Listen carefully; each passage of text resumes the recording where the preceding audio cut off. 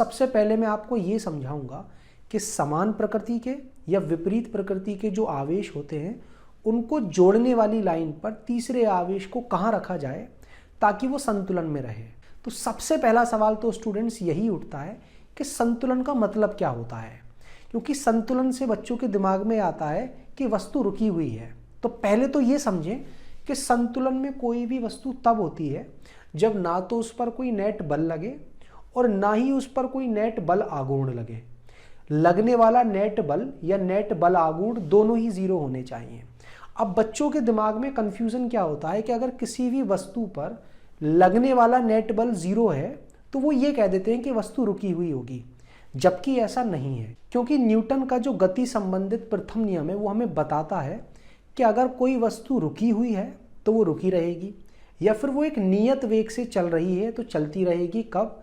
जब उस पर लगने वाला नेट बल जीरो है।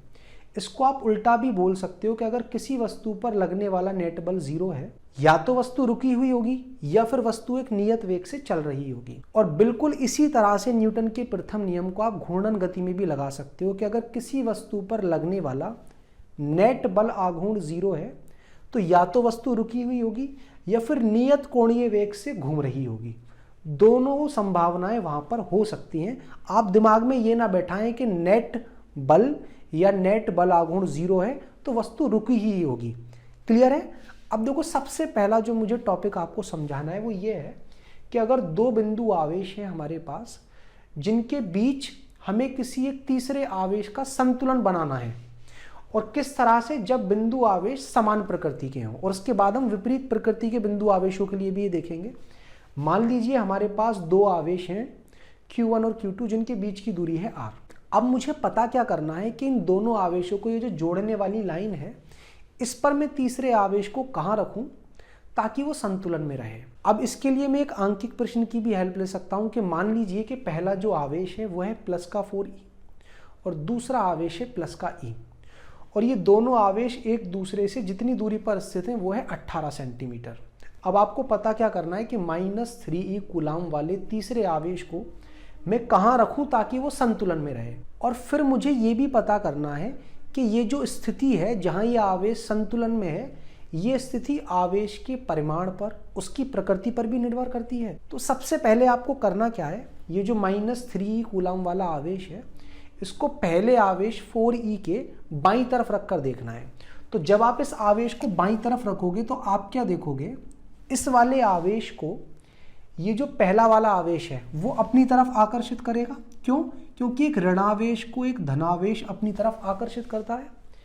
फिर आप क्या देखोगे, जो दूसरा धनावेश है वो भी इस ऋणावेश को अपनी तरफ आकर्षित करेगा। और दोनों आवेश अगर समान दिशा में है तो कभी भी ये आवेश रुक ही नहीं सकता, क्योंकि रुकने की या संतुलन की जो दशा है उसके लिए नेट बल जो आना चाहिए वो शून्य आना चाहिए। और वो आएगा कब? जब दोनों बल विपरीत दिशा में हो और उनके परिमाण कैसे हो, बराबर। अगर मैं इस -3e कूलाम वाले आवेश को अगर दूसरे वाले आवेश के दाईं तरफ ले जाकर रख दूं, तब भी मैं क्या देखूंगा कि पहला आवेश इसको अपनी तरफ आकर्षित करेगा और दूसरा वाला आवेश भी अपनी तरफ इसको आकर्षित करेगा। तब भी क्या देखता हूं मैं कि इस पर नेट बल शून्य नहीं आ सकता, क्योंकि दोनों ही बल एक ही दिशा में है तो दोनों जुड़ जाएंगे।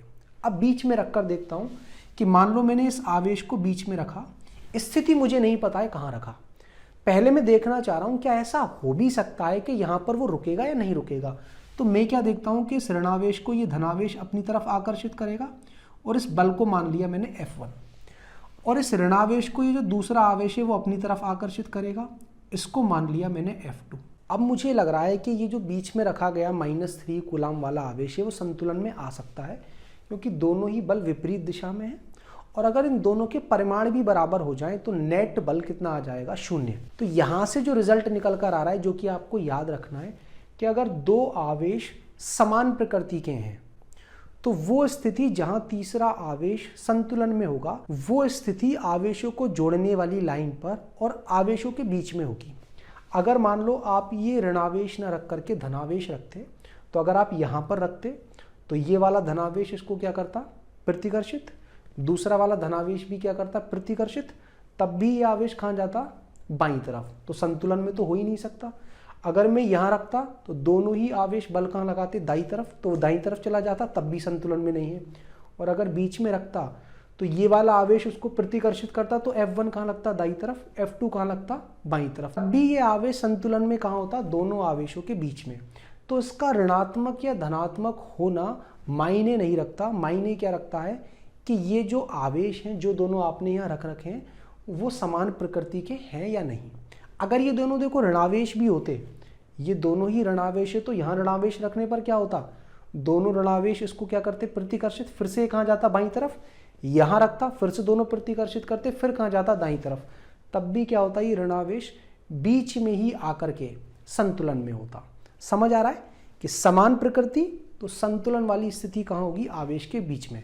अब आपने क्या करा कि ये जो स्थिति है उसको क्या मान लिया कि पहले वाले आवेश से, जो ये है छोटा वाला आवेश, उससे इसकी स्थिति को मान लिया मैंने x, और दूसरे वाले से कितनी बचेगी, ये r माइनस एक्स। r की वैल्यू हमें पता ही है 18 सेंटीमीटर। तो संतुलन में आने की कंडीशन या दशा क्या है कि F1 और F2 दोनों बराबर होने चाहिए, क्योंकि वो विपरीत तो है ही। अब मैं क्या करूंगा, दोनों बलों की पहले परिमाण निकालूंगा। F1 कितना होगा, इन दोनों के बीच में लगने वाला आकर्षण बल क्या होता है, वो K। पहला आवेश कितना है 4e, दूसरा आवेश कितना है 3e। यहाँ हम आवेशों को बिना चिन्ह के डालेंगे, क्योंकि चिन्ह तो केवल प्रकृति देखने के लिए थे। और अपॉन में जो बीच की दूरी है r माइनस एक्स, उसका क्या कर दूंगा मैं होल स्क्वायर। और F2 क्या आएगा K, दूसरा आवेश E, Q2 वही 3e, और अपॉन में बीच की दूरी कितनी है x का स्क्वायर। आप क्या देखोगे K इंटू में 3e दोनों ही तरफ से कट हो गया। तो आप देख रहे हो जो आवेश आपने उस संतुलन वाले बिंदु पर रखा है उसका तो कोई रोल है ही नहीं, वो तो दोनों तरफ से कैंसिल हो गया। और यहाँ आप क्या देखोगे, E से E भी कट हो गया, और दोनों तरफ का जैसे ही आप वर्गमूल लोगे तो वो क्या आएगा, 2 अपॉन में कितना r माइनस एक्स, और यहाँ से कितना आ जाएगा 1 अपॉन एक्स। और जैसे ही आप इन दोनों का क्रॉस मल्टीप्लाई करोगे तो 2x किसके इक्वल आ जाएगा, r माइनस एक्स के। और यहाँ से आप क्या देखोगे कि 3x जो है वो r के इक्वल आएगा, और x की वैल्यू आएगी r अपॉन 3। r की वैल्यू कितनी थी बच्चों, 18 सेंटीमीटर। तो 18 सेंटीमीटर को 3 से डिवाइड करोगे तो कितना आ जाएगा, 6 सेंटीमीटर। क्या समझा रहा है ये हमको कि जो संतुलन बिंदु की स्थिति है वो ये जो कम परिमाण वाला आवेश है E, इससे कितनी दूरी थी x, और वही कितनी निकल कर आई है 6 सेंटीमीटर। और ज़्यादा परिमाण वाले आवेश से कितनी बचेगी, 18 में से आप 6 सेंटीमीटर को घटा दो, 12 सेंटीमीटर। समझ में आ गया। अब दूसरे पार्ट में हमसे क्या पूछा गया था, क्या यह स्थिति उस आवेश पर निर्भर करती है जो आपने उस संतुलन वाले बिंदु पर रखा है। तो देखो अगर आप यहाँ 3e रख देते तब भी वो दोनों तरफ से कट रहा है। अगर आप यहाँ 5e भी रख देते, थोड़ा और बड़ा, तब भी कटता, थोड़ा छोटा रख देते तब भी कटता। और अगर आप विपरीत प्रकृति का रखते, -3e की जगह मान लो आपने प्लस का 2e रख दिया, तो 2e कट तो होना है।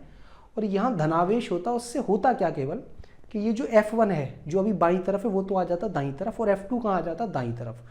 तो ये जो संतुलन बिंदु है, ये आपने बिंदु आवेश क्या रखे हैं, उनकी प्रकृति क्या है, इस पर तो डिपेंड करता है।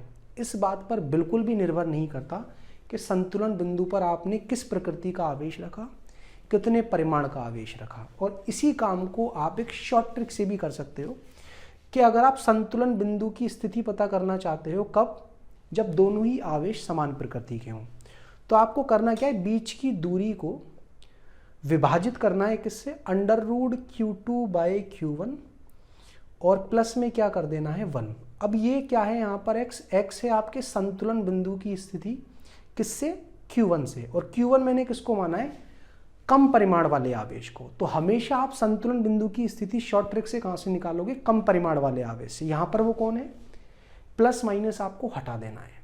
4e और e में छोटा कौन है, e। तो ये संतुलन बिंदु की स्थिति में किससे निकालूंगा, E से। कितनी आएगी, बीच की दूरी तो है 18 सेंटीमीटर। बड़ा वाला आवेश कितना है आपका 4e, छोटा वाला कितना है E। E से ही कट जाएगा, 4 का रूट कितना आएगा 2, और 2 में अगर आप 1 जोड़ोगे तो कितना आ जाएगा 3। यहाँ से भी आपका उत्तर कितना आएगा 6 सेंटीमीटर। तो ये क्या है, शॉर्ट ट्रिक इस बड़े से काम को 1 मिनट में करने की। समझ में आ गई बात। अब चलिए स्टूडेंट्स, मैं आपको ये समझाता हूँ कि अगर दो आवेश विपरीत प्रकृति के हैं तो उनको जोड़ने वाली लाइन पर मैं तीसरे आवेश को कहाँ रखूं ताकि वो संतुलन में रहे। इसके लिए मैं एक आंकिक प्रश्न की हेल्प लेने वाला हूँ। क्वेश्चन कुछ किस तरह से कि दो ये रहे बिंदु आवेश 9e, और माइनस का 4e। देख पा रहे होगे आप, दोनों विपरीत प्रकृति के हैं और दोनों के बीच की दूरी है 10 सेंटीमीटर। अब इन दोनों आवेशों को जोड़ने वाली लाइन पर मुझे एक आवेश रखना है प्लस के 2e को, और किस तरह से रखना है कि वो संतुलन में रहे। संतुलन का मतलब उस पर लगने वाला नेट बल क्या आ जाए, 0 आ जाए। तो अभी हमने पीछे क्या देखा है कि समान प्रकृति के जब आवेश होते थे तो संतुलन बिंदु मिलता था आवेशों को ज्वाइन करने वाली लाइन पर, और कहाँ, बीच में। अब मैं पहले बीच में ही रख कर देखता हूँ। अगर मैंने बीच में रख दिया है इस आवेश को, तो ये धनावेश है, तो इस धनावेश की वजह से कैसे होगा, प्रतिकर्षित, और कहाँ जाने की कोशिश करेगा, दाईं तरफ। ये ऋणावेश क्या करेगा, इसको आकर्षित, फिर से कहाँ जाएगा, दाईं तरफ। तो बीच में तो कहीं ऐसा हो ही नहीं सकता क्योंकि दोनों बल एक ही दिशा में लग रहे हैं। अब जैसे ही इस आवेश को मैं पहले वाले आवेश की बाईं तरफ रखता हूं तो क्या होगा, इस धनावेश को, ये वाला जो धनावेश है वो क्या करेगा, प्रतिकर्षित, और ये ऋणावेश क्या करेगा, आकर्षित। और प्रतिकर्षण बल को मान लिया है मैंने F1, आकर्षण बल को मान लिया है F2। तो आप देख पा रहे होंगे कि पहली जो कंडीशन है वो तो संतुष्ट हो रही है कि दोनों बल विपरीत प्रकृति के हैं, लेकिन ये वाला आवेश ज़्यादा है, और ज़्यादा होने के साथ साथ ये जो आवेश आपने यहाँ रखा है उसकी इससे दूरी भी कम है। तो दो वजह से इस पर बल बढ़ेगा, क्योंकि एक तो इस आवेश का परिमाण बड़ा है, दूसरा दूरी भी कम है। तो कभी भी इस वाले आवेश का जो बल है F2 वो F1 के बराबर हो ही नहीं सकता। और अगर इसी धनावेश को मैं क्या करूं, इस ऋणावेश के कहाँ रख दूं, दाईं तरफ, तब मैं क्या देखता हूं कि ये ऋणावेश तो इसको कहाँ करेगा, अपनी तरफ आकर्षित, वही F2 मान लेता हूं उसको, और ये धनावेश क्या करेगा, इसको प्रतिकर्षित। फिर से विपरीत दिशा में बल लग रहे हैं। लेकिन अब क्या है कि चलिए इसका आवेश बड़ा है, तो बड़ा आवेश तो F1 को बढ़ाने की कोशिश करेगा, लेकिन दूसरे वाले आवेश से इसकी दूरी तो कम है। तो अगर ऐसा हो जाए कि ये जो बड़ा आवेश है जितना बल बढ़ाने की कोशिश कर रहा है उतना ही बल यहाँ पर कौन बढ़ा दे, दूरी बढ़ा दे, तो फिर दोनों बैलेंस हो सकते हैं। तो आपको यहाँ क्या ध्यान रखना है कि अगर आवेश विपरीत प्रकृति के हैं तो संतुलन बिंदु की जो स्थिति है वो आवेशों को जोड़ने वाली लाइन पर मिलेगी, लेकिन आवेशों के बीच में ना मिलकर के बाहर मिलेगी। और बाहर भी दो जगह हैं, बड़े वाले आवेश के कहाँ, बाईं तरफ, और छोटे वाले आवेश के दाईं तरफ। तो आपको यहाँ ऋणावेश और धनावेश को हटा देना है और फिर देखना है छोटा आवेश कौन सा है। तो छोटे आवेश के वो पास में मिलेगी। समझ में आ गई बात। और छोटे आवेश से इसकी जो दूरी है वो मैं क्या मान लेता हूँ, x, तो इससे कितनी आ जाएगी, r + x। अब पहले मैं F1 पता करता हूँ कि बड़ा आवेश इस पर कितना बल लगाएगा, वो होगा k, पहला आवेश 9e, दूसरा आवेश 2e, और अपॉन में बीच की दूरी कितनी है, 10 + x का होल स्क्वायर। और इस आवेश पर इस ऋणावेश की वजह से लगने वाला जो बल है F2 वो क्या होगा, k, पहला आवेश 4e, दूसरा आवेश 2e, और दूरी कितनी है, x, उसका स्क्वायर। आप क्या देखोगे, k से k कट जाएगा, 2e से 2e कट जाएगा। फिर से हम क्या देख रहे हैं कि जिस आवेश को हम यहाँ रख रहे हैं संतुलन बिंदु पर, उसका परिमाण तो मायने ही नहीं रखता। क्यों? क्योंकि वो दोनों तरफ से कट हो जाता है। साथ के साथ e से e भी कट हो गया। और अब हम ले लेते हैं दोनों तरफ का वर्गमूल, तो क्या आ जाएगा, 3 अपॉन में कितना, 10 + x, किसके बराबर आ जाएगा, 4 का वर्गमूल 2, और इसका कितना आ जाएगा, x। और जैसे ही आप यहाँ क्रॉस मल्टीप्लाई करोगे तो 3 × x क्या आ जाएगा, 3x, 2 का से करोगे तो 20 + 2x, 2x को इधर लेकर आएंगे तो 3x में से 2x गया तो x किसके इक्वल आ जाएगा, 20 सेंटीमीटर के।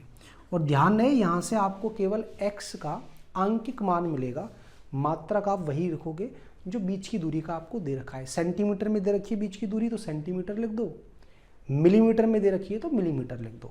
तो हमने क्या देखा कि जो संतुलन बिंदु है विपरीत प्रकृति के आवेशों के लिए कहाँ मिलेगा, आवेशों को जोड़ने वाली लाइन पर, कहाँ, बीच में ना मिलकर के बाहर वाले रीजन में, और वो भी किसके पास, कम परिमाण वाले आवेश के पास। अब यहाँ भी संतुलन बिंदु की जो स्थिति है उसको पता करने की एक शॉर्ट ट्रिक है कि संतुलन बिंदु, ये बात तो क्लियर है कि बाहर वाले रीजन में कम परिमाण वाले आवेश के पास मिलेगा। तो संतुलन बिंदु की स्थिति यहाँ भी मैं कम परिमाण वाले आवेश से पता करूंगा। फॉर्मूला क्या है, x किसके बराबर होगा, r, रूट में Q2/Q1, Q1 कम परिमाण वाला आवेश है, Q2 ज्यादा परिमाण वाला आवेश है, -1। तो r की जगह तो आपने रख दिया 10 centimetre, 9e upon 4e, e से ही कट हो जाएगा, 9/4 का रूट 3/2, -1। तो आप देख पा रहे होगे, चाहे आप संतुलन बिंदु की स्थिति चाहे तो इससे निकालो, चाहे शॉर्ट ट्रिक से निकालो, सेम ही रही है। कितनी, कम परिमाण वाले आवेश के दाईं तरफ कितनी दूरी पर, 20 सेंटीमीटर पर, और इस ज्यादा परिमाण वाले आवेश से कितनी दूरी पर, 10 + 20, 30 सेंटीमीटर पर। तो उम्मीद करता हूँ स्टूडेंट्स अब आपको ये टॉपिक तो समझ में आ ही गया होगा। अगर आप इसी टॉपिक पर बेस्ड एक डिटेल्ड वीडियो चाहते हो जिसमें आपको सभी कॉन्सेप्ट थोड़ा डिटेल में समझाए जाएं, साथ ही हम कुछ आंकिक प्रश्न भी सॉल्व कर लें और उस वीडियो के या क्लास के अंत में आपको एक प्रॉब्लम शीट भी मिल जाए जिससे आपको उस टॉपिक में पढ़ाए गए क्वेश्चंस की कुछ प्रैक्टिस हो जाए, तो आपको करना क्या है, पहले प्ले स्टोर पर जाना है। प्ले स्टोर पर जाने के बाद वहाँ टाइप करना है फिजिक्स बाय सर्वेश अहमद, और ये जो हमारा ऐप है इसको आपको डाउनलोड कर लेना है। डाउनलोड करने के बाद जैसे ही आप स्टोर वाले सेक्शन में जाओगे तो स्टोर वाले सेक्शन में आप जिस भी चैप्टर से रिलेटेड और जो भी टॉपिक पढ़ना चाहते हो उसको पढ़ सकते हो और साथ ही प्रॉब्लम शीट भी डाउनलोड कर सकते हो।